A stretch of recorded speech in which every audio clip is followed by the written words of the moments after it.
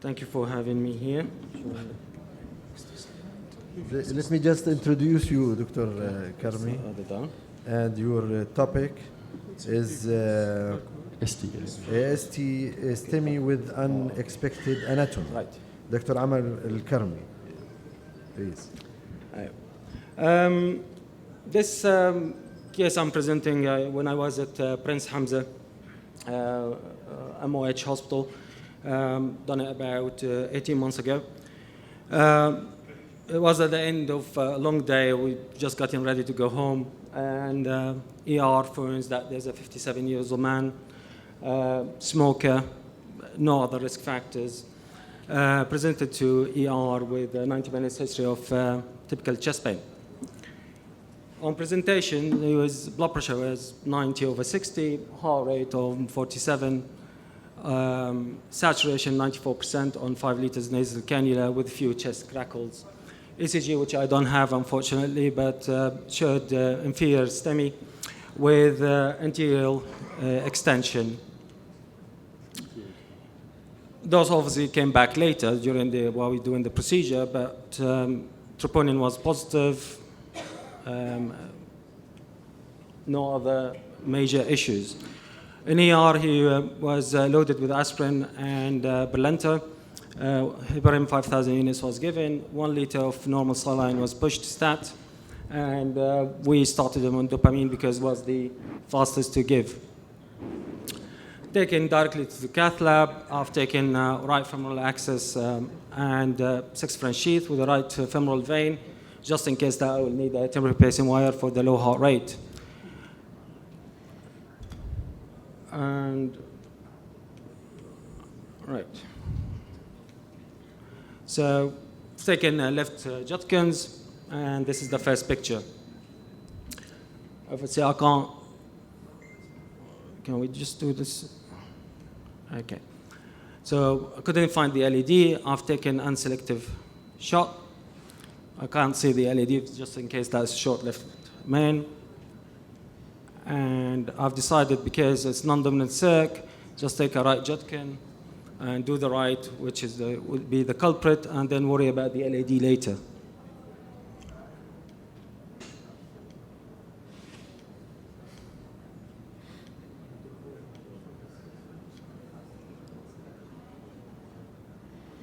So this is the lateral, just to look for the LED as well.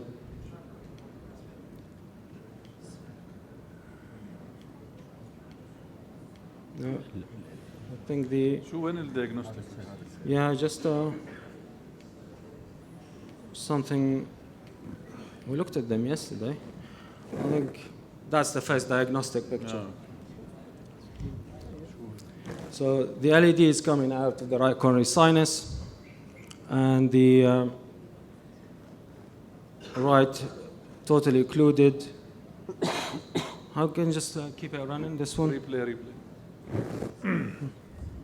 No. Go to the next one. I'm just going. Loop again. Okay. Can I have some assistance here, please? وين الIT guys?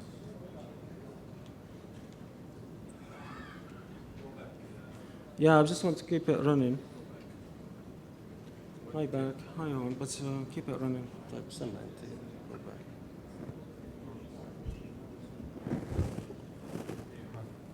Not playing.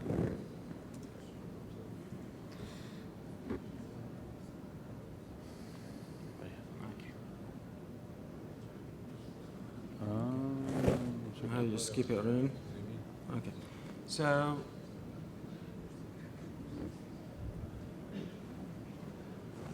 Right, okay, so I can't just keep it running. So the LED is coming from the right coronary sinus. The thrombus is actually the proximal to mid right coronary artery, completely occlusive. With the diagnostic shot, as usual, he became slightly more hypotensive, but with the inotropes on board, his heart rate was 75 beats per minute. I've loaded him with ribofan, and we give him extra 5,000 units of heparin, and we just thought what to do next. So I think the first thing I put a wire in, so I'll just go back to that picture we just came. Okay. So that's why Amr asks the panel what they will do in a patient with acute MI with large clot burden, as we could see in the right coronary. What's your next step? What you are going to do? I don't want to do aspiration thrombectomy because in this particular case I can remove the thrombus to the proximal LED.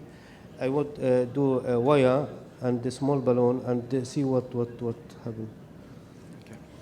I guess the unexpected anatomy of having anomalous LAD, probably it would have been worse had it been anomalous left main. Yeah. That would be, of course, definitely worse because as you said, probably you would dislodge an embolus, a thrombus from the right to the left main. That might be a catastrophic. So this unexpected anatomy probably would not change my usual practice of just wiring it. Now the issue of aspiration versus non-aspiration depends on how much you see the TEMI flow after 1 or 2 inflations of the balloon. Right. Okay. I would probably just, as Ayman said, cross with the wire, give glycoprotein 2B3 inhibitor, maybe something intracoronary, wait for a few minutes, see if you can see distal flow, and then maybe do some direct stenting without pre-dilatation if you can. Okay. Aspiration in the trials have some mixed results. Most of them are negative. Yeah. And here probably you would just want to do a long, big stent without pre-dilatation. Right. Okay. So basically, this is after wiring. I just can't keep it running here, but this is after wiring. The thrombus just moved slightly to the mid-segment. I've chose to go really deep with the guide, just trying to protect any thrombus to go back to the LED. And patient just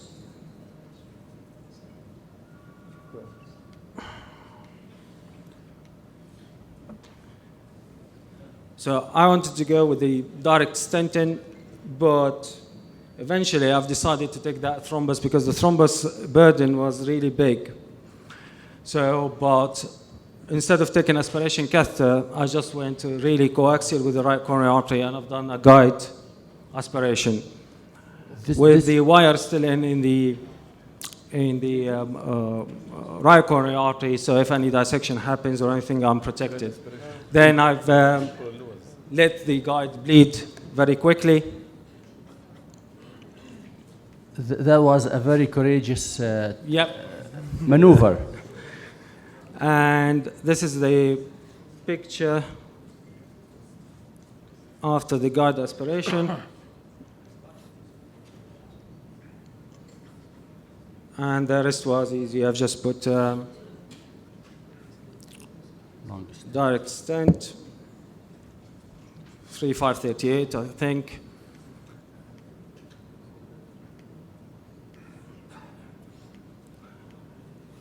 You have to be very cautious with the proximal stent not to impinge on the LAD. Yeah, just don't forget that actually my guide is really deep in the right coronary artery. It's trying to protect. So even the stent is very close to the guide, but the guide is about probably 1 centimeter inside the right coronary artery. Dr. Kamil, did you try aspiration thrombectomy through aspiration device like well, I mean, before going with the aspiration? I mean, obviously, it crossed our mind just go with the aspiration, the traditional aspiration with the Pronto or whatever. But again, I mean, what's my guarantee that the aspiration would not dislodge any thrombus back to that LAD? So the issue is the LAD is coming from the same ostium of the RCA, so going just like this with the guiding, it could dissect the ostium of the LAD. Yeah. Rather than aspiration and then dislodging a thrombus, I think it would be safer to go with the aspiration device. If you look at that picture, I mean, obviously it came across that the guide is actually very coaxial with the right coronary artery, so I was really positive that I would just deep engage or deep throat that guide without causing any damage. Again, the right coronary is about 4 millimeter artery, so we'll take the guide easily. And the most important thing at that stage, we didn't have aspiration catheter in our center. So What how is many your, of you panels will recommend routine aspiration in patients with acute myocardial infarction? And if yes, would you use the guiding catheter for aspiration, or are you going to use special devices for that? Generally, you want to avoid aspiration if you can. Yeah. If you don't have to, you don't have to.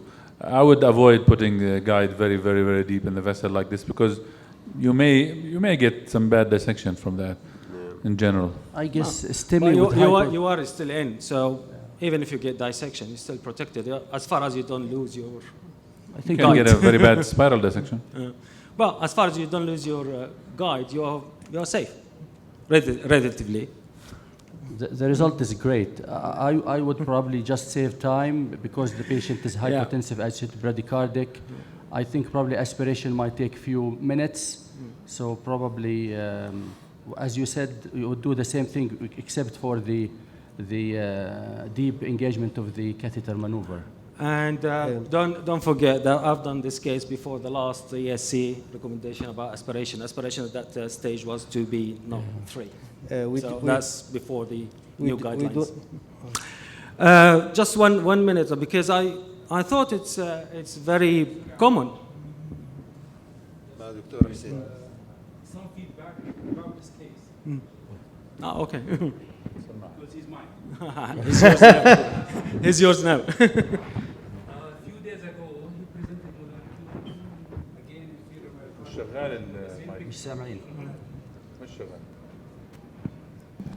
with the same picture presented. And did you do the Unfortunately, angiogram? he was done second day, Okay. 3 days ago, because of inferior MI. He had a de novo lesion proximally, paraosteally, with total RC occlusion, and he was done successfully. Just a feedback about this. It was a stent thrombosis? Yes, Stent yes. thrombosis? Yes. No, de novo lesion. I don't know. Thrombus. There was not a thrombus. Just You mean it? total occlusion at the ostium. There was no thrombus in the stents. Okay. So 2.5 years later, which is not Surprise. bad, probably. Anyway, just looked into the to LED coming out of the right coronary sinus, and this is the first time actually I've seen this, but there are actually a description for it. It's 4 types. I'm not going to get through it because of the time, but you can look into it. And the LED comes from the right coronary sinus in 5 different ways. And it depends how the left system or the dual LED coming from the left system, you can actually do classifications. And if you look at the subclassifications for a really rare phenomena, you can count 11 different LED types coming out of the right coronary sinus. Thank you. Thank you. Actually, it's very good to have a very good close follow-up of any case and to know what happened with the patient, knowing that he has the same thing. Maybe the large clot burden that the patient was having caused this.